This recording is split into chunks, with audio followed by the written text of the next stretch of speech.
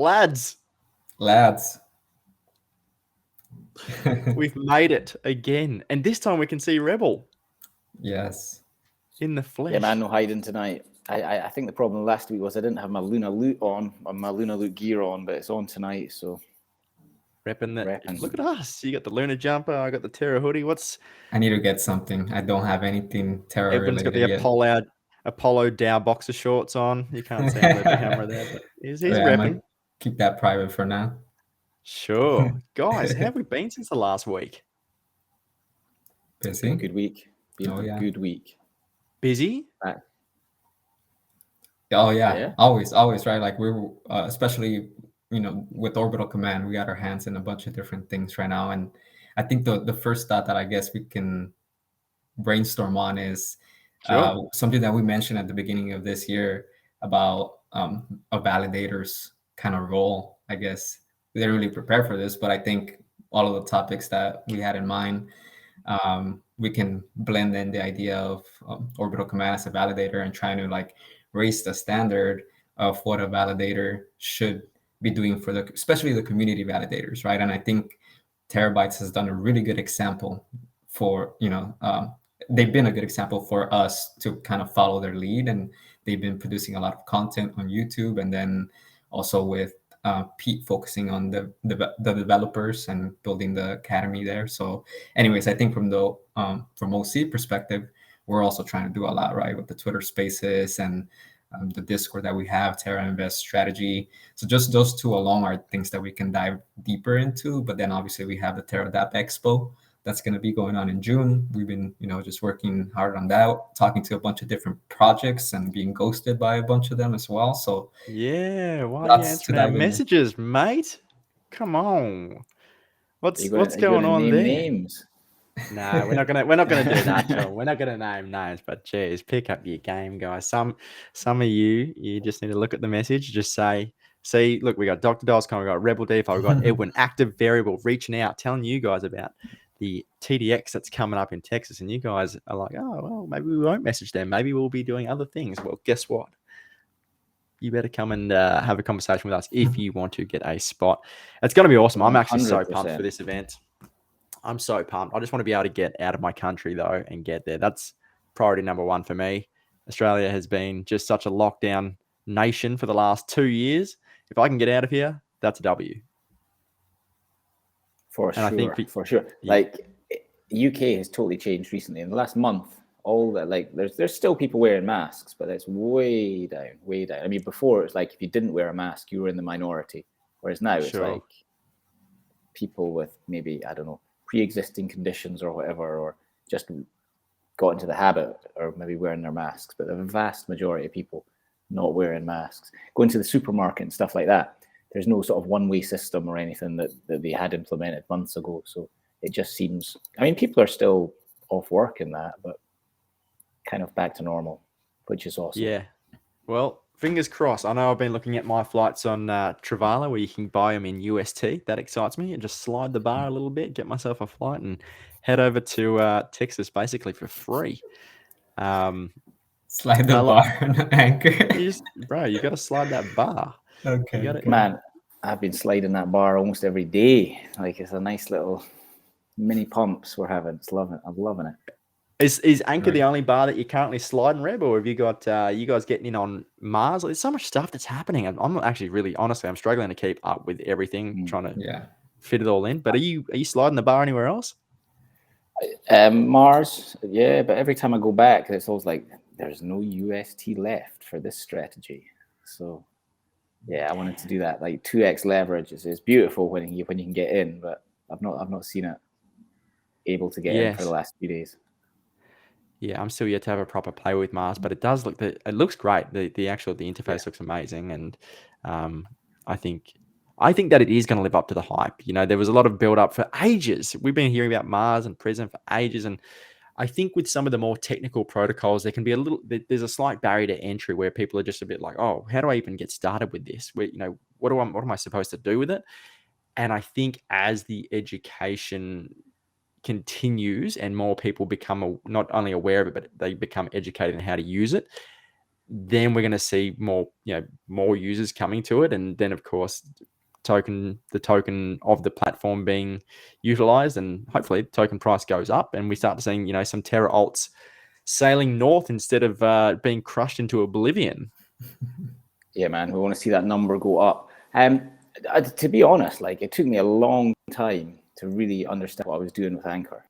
I mean, I had money in Anchor, I had Luna in Anchor, like way back, like sort of after the crash last year. But I just didn't, and I saw that there was this crazy APY for borrowing, or APR even. But I wasn't really doing it. I mean, I was borrowing a little bit, but I was nowhere near where I could have been. So yeah, I remember having that conversation with understandable. you. Yeah. I mean, but like for stuff like Mars and for Prism, it's totally understandable that people are like what's going on here? Yeah, so, I mean, I think that's where we come in. They're trying to just wrap their head around the idea of getting 20% interest in a savings account, and then when you're like, hey, you can get all these amps, and then you can have, like, it's just like it's a completely foreign concept. So there's obviously a learning curve. It's good to take a little bit of time with that sort of stuff, but I'd say not too much time, because what happens is some of the best rewards you get are for being an early adopter in this space. So don't rush in, but also don't leave it too long. Well, I mean, listen, that's the guy we work for. That's his mantra. Shah, the founder of OC, ape first, ask questions later. Right. Yeah. Not financial advice, but yes, I think putting in a little bit of money on Prism and trying it out, put one Luna in there and refract and see what happens, right? Like, that way you test things. And I think that's the cool thing about Web3 and blockchain technology, is that sure, there's financial incentives and you're risking, your wallet and your seed phrase and all that by trying all these protocols. But at the same time, I think exploring is really the best way that you're going to learn. And you don't have to put your whole bag, in anything, but you can put a small percentage. Yeah, but it's an option. You can if you want it. Yeah, exactly. You can once you start learning, right? Yes. Yeah, I mean, I sort of agree with you. Like, but I'd say probably exploring is maybe like the second best way to learn. Like watching my videos, that's the best way to learn. That is the best way. That is the way. A lot of people agree with that, actually, since you've been growing your supporters on both Twitter and YouTube, right? So people agree with that. You're 100% right though, Edwin. It's like, yes, set up your test wallet, use test nets, figure out how to work things early. But sometimes the best lessons are in just the doing. You just do the thing. You might make some mistakes along the way. Of course, you want to minimize risk and mitigate any chances of like massive liquidations and things like that. You're not always going to get it right. But if you're playing somewhat conservative in the beginning and then, gradually just start sliding that bar up, then you can start maximizing the protocols as well. So Anchor, actually, you were just talking about just before the call here, you're talking about the SAVAX situation, yeah? That's going to be cool. Yeah, I'm looking forward to that. Let's riff on that a bit. Well, I mean, so from my end, it was just, seeing the proposal, right? And now, getting ready to vote. But I feel like we've been waiting for another collateral, and Avalanche is the first one. And I think what's interesting is to explore the Avalanche ecosystem as well, and Benki, where staked AVAX is going to be coming from. They have a really good UI. The colors they have on Benki are really cool. But I think, just that inflow of money that's going to be coming from Avalanche is going to be interesting to see what happens there. And then also new people, right? New people on Twitter are going to be talking about the Anchor experience. And then from there, you start building the Legos, right? You have collateral now, and you've been stacking Avalanche on that ecosystem. Now you can use that as collateral within Terra. And then what else can you do with that, right? So I'm excited to see where that goes. 100%. One thing I noticed is like when you're on Anchor and you change it over to Avalanche, and the colors change, it looks so different. when essentially all it is change color, but it's like, whoa, where am I? It's like trying to use. Have you ever used grayscale on your phone? Mm-mm. You can set your phone to like monochrome or grayscale, just so that you don't get all the red notifications, and it's completely different. It's very hard. It highlights how much we rely on just colors to locate things. For example, like the Facebook blue is very like, that blue. If you see it subconsciously, you know what it is. When you make your phone monochrome or grayscale, you scroll through, it's just all very bland, and it's very hard to differentiate between the apps. And so, yeah, the colors make a huge difference. But at least with AVAX, that is on brand for them. They're red, so it makes sense. I wonder if they'll be doing the same thing across, as we see more integrations coming in the future. I'm sure they will. Yeah. But I think some of the main concerns at the moment around the SAVAX is the possible or potential impacts on the yield reserve. I've been seeing some, and I don't know if you guys have been seeing this, but just some Twitter threads about potential degen box type strategies, which we obviously saw towards the end of last year, which completely smoked the yield reserve. What are your thoughts and views on, us getting another degen box just on Anchor now? Not on Anchor, on AVAX now, Avalanche. So how are you saying that's going to work in practice? People are going to come with AVAX, borrow UST, and then there'll be somewhere. So I'm not sure the mechanics of it because I'm not an Avalanche guy, but somewhere there's a looping that's happening, much in the same way that we had that with MIM Abracadabra last year. So again, I don't know the mechanics. I just know that there's conversations about that, and my knee-jerk reaction is like, oh hell no. So I think there's going to be like a proposal put forward, hopefully, to veto that. I'm just curious to get your opinions on it. How do you stop people doing things in DeFi? And does that almost not go against what we're trying to accomplish? I mean, I completely agree that it's not going to be productive or beneficial. I mean, it's very parasitic. I mean, even when degen box was going through the first time, I didn't like it. I didn't do it. I thought, it does benefit the people doing it, but it's not. Because I was 100% on Terra, so I was like, why would I want this to be happening? I mean, I suppose it does increase use for UST.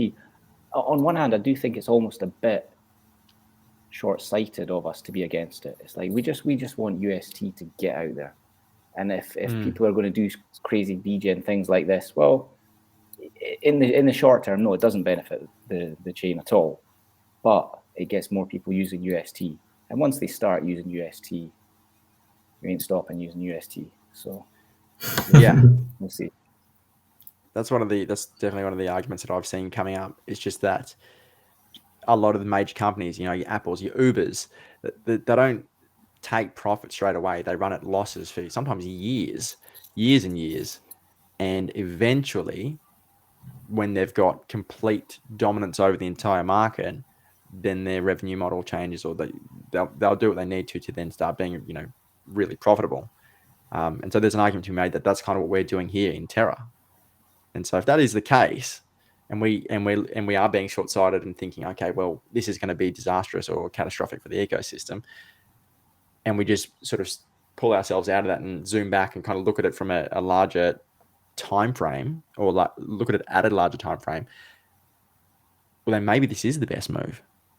Maybe these smart guys at the top who are making the decisions actually know what they're doing. Don't know. I'm just a guy. I'm just some guy in his room talking to a couple of legends.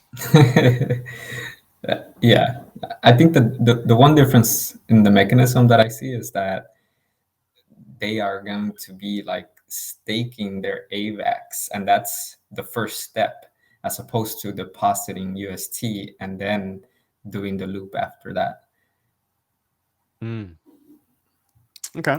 Oh, yeah. And then I don't even remember how degen box worked. Was it they used AUST and did something with that? Is that? I never used it.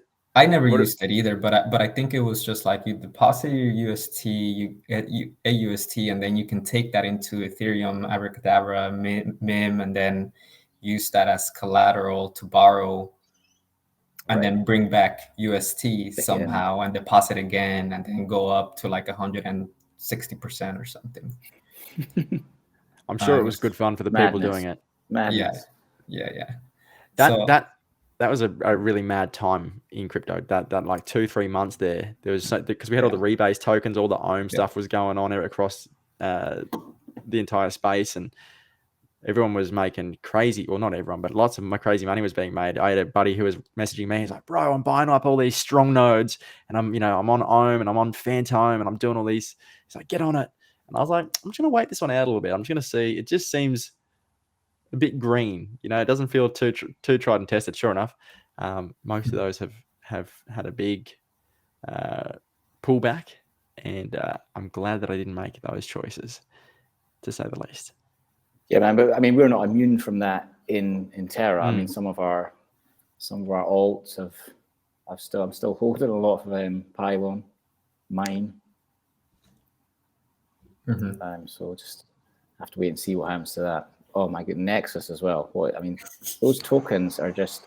I still get low. I get massive airdrops of that. Well, not massive, but like airdrops because you get Psi tokens for staking Anchor. And I hadn't been on Nexus for ages, and then I went on like earlier in the week, and I was like, oh, airdrop, nice, another one. Wow, this is all right. But like, it's just like there's so many of these Psi tokens. I do wonder about. I think it's 10. I've got a feeling it's 10 billion. Or is you it got 10? How many have you got? No, not me. I mean, like the whole number of tokens. Is it like 100 billion? Oh, maybe. No idea. Let's have a look. But it's a lot. It's a big number. I actually didn't get into Nexus. I liked having my Biluna and Anchor and being able to borrow and manage my own debt rather than putting it into Nexus and letting them manage it.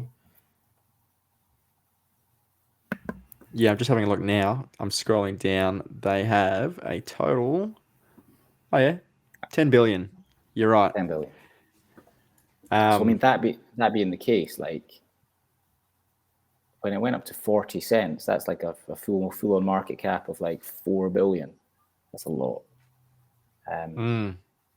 I mean, I'm beginning to think like fair value for that, like or realistic value for that. Like if it goes back to 10 cents, that's a decent price because that's the market cap at $1 billion, which that's pretty solid. 10 cents is at just under 4 now. Okay, so a little bit over a 2x there. Yeah, I think we're going to see. I think we're going to see a little bit of a resurgence coming up in the near future for Terra alts. Just my personal sort of hunch. I think that Luna is really well positioned now. Like, okay, we had all the FUD that was coming through the last few weeks. It was like all I saw on my feed was just like Russia, Ukraine, FOMC, interest rate hikes, yada yada yada. And then we've had all the FUD that's been happening over the last couple of years with all the COVID stuff and whatnot. I had this moment the other day. I was just scrolling Twitter and I was like, this is very quiet here. There's no where's the fear? And I was scrolling down. I was like, apparently there's nothing happening. I'm like, is this bullish or is this the calm before the storm? I don't know what this is. But looking at the charts, I think Luna is well positioned, and I just think it's a matter of time. Particularly now we've got AVAX or Avalanche coming on board with Anchor, and then there's heaps of announcements. Doe's been talking about the BTC buys and all that.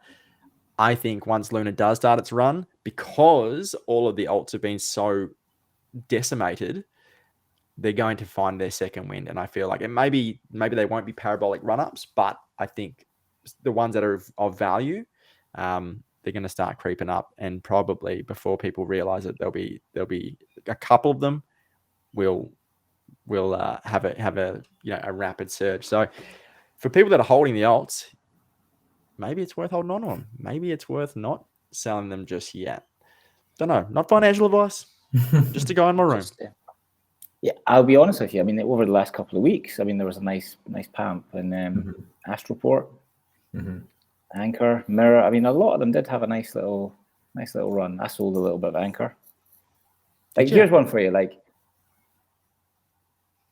if Luna, I don't know, pumps over the next couple of months, pumps up to 250, say 200. Yes. Would you sell any?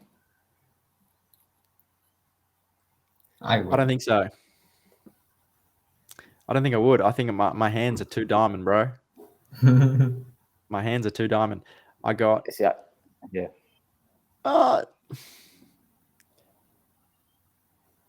No, I'd probably just borrow. I'd probably just borrow against it to get some more.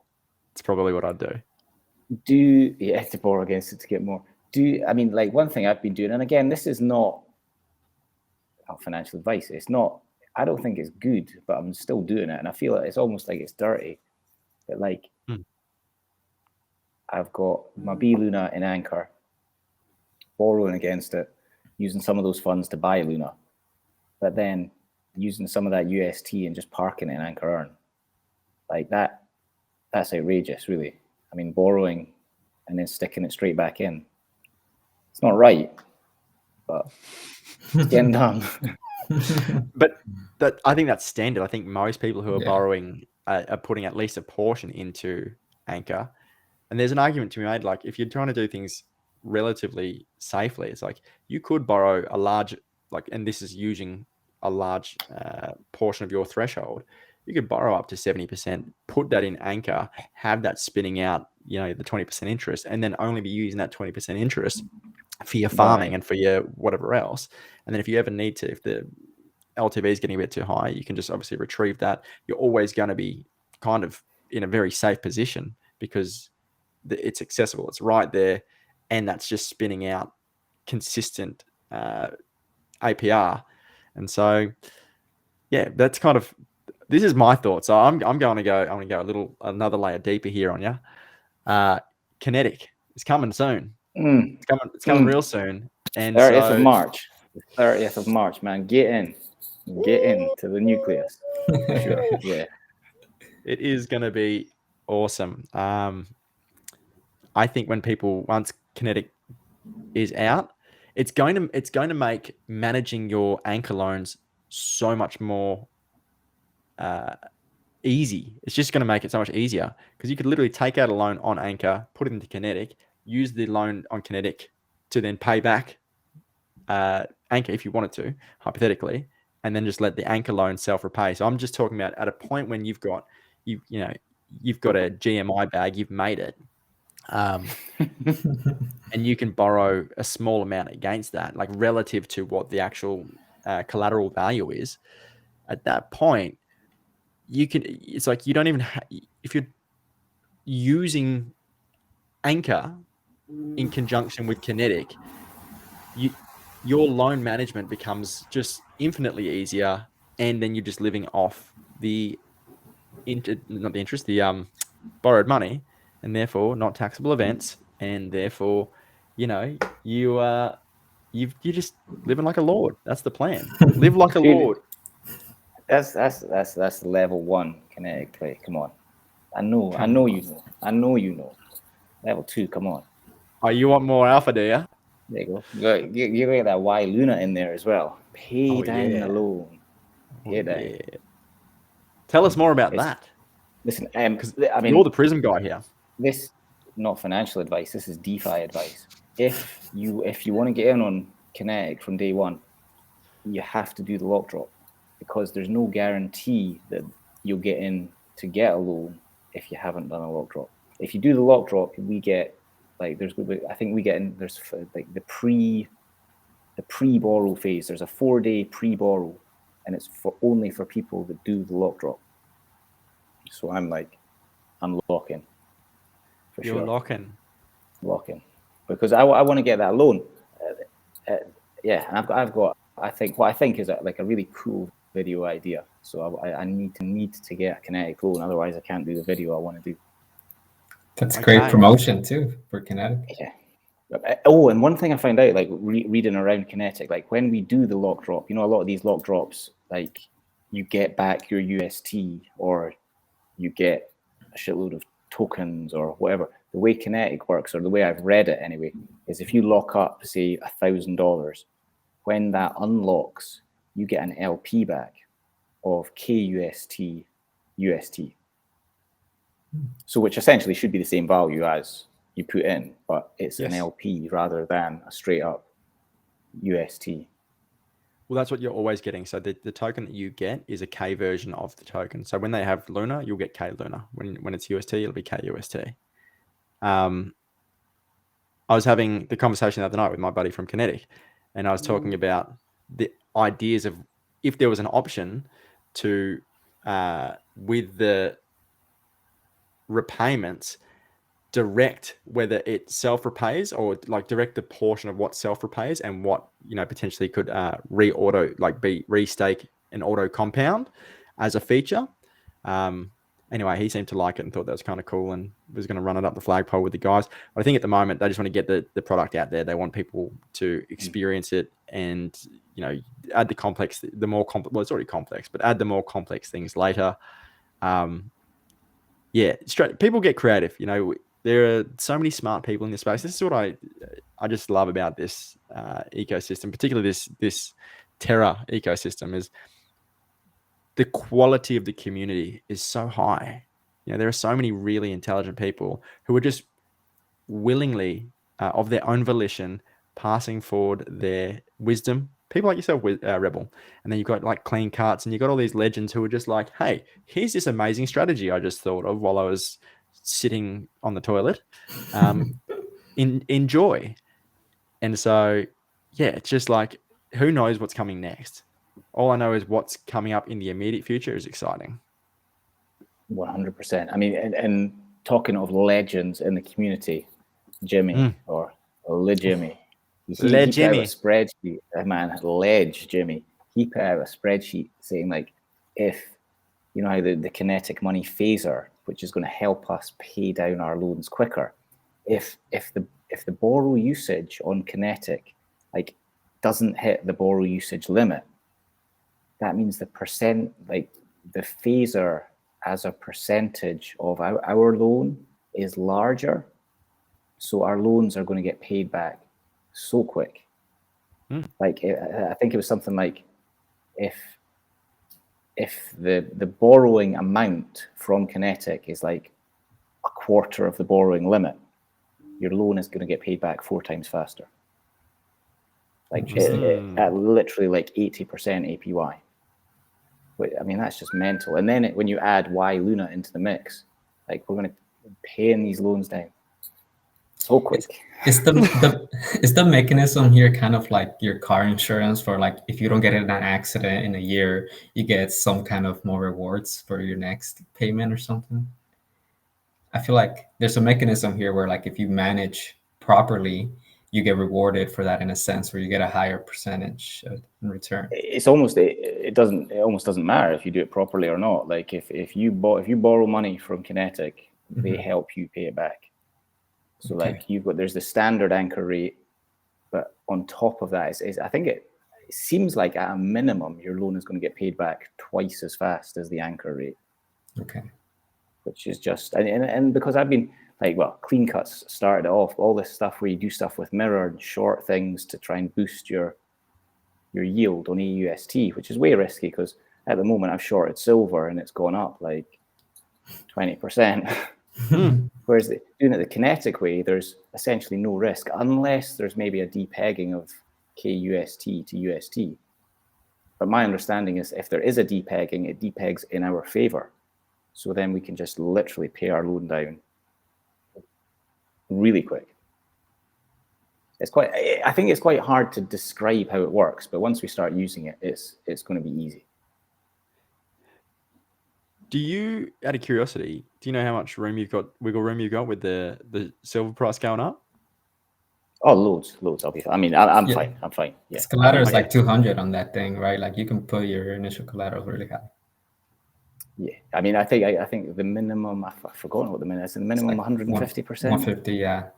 Yeah. So I mean, I've got, yeah, and I did the price of silver. Weirdly, I mean, it did drop at some stage. I mean, not massively, but I thought, oh, I'll buy some because it's cheaper than I paid for it. And not massively cheaper, but a little bit. And I was just buying little bits, and then, so I don't have that much silver outstanding, and the price is relatively high. So I don't want to buy it now. I think I can just let the position run and run and run, and hopefully the price of silver is going to come down. And if it doesn't, I'll just have to like DCA into buying some expensive silver. Yes. One of those things. Live and learn. Yeah, I wonder if it's a case where, just factoring all the volatility and the uncertainty in the world at the moment, and I know that lots of people use precious metals as their kind of safe haven in times of, during cataclysmic events in the markets, and so I wonder if something like, Coke, for example, just a total blue chip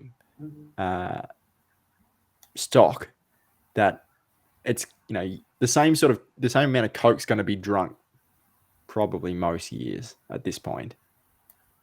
I feel like that's probably got a bit more stability than something like silver. But I guess the difference is because they're consistent, the trade-off is that the price probably won't come down that much for Coke, whereas there is a potential for the precious metals to drop, and then of course that makes your loan repayment less. So yeah. Anyway, well, I mean, weirdly, thinking out loud here. Yeah, man. A lot of these M assets are like way down, like Coke and Tesla, and I mean, I've been keeping an eye on a lot of them, and I'm just thinking when the chart is like like I don't want to short that. Whereas I just thought silver would be kind of flat, and if it's flat, that's fine because you can still double your anchor rate. Yeah, if it just stays flat. Yeah.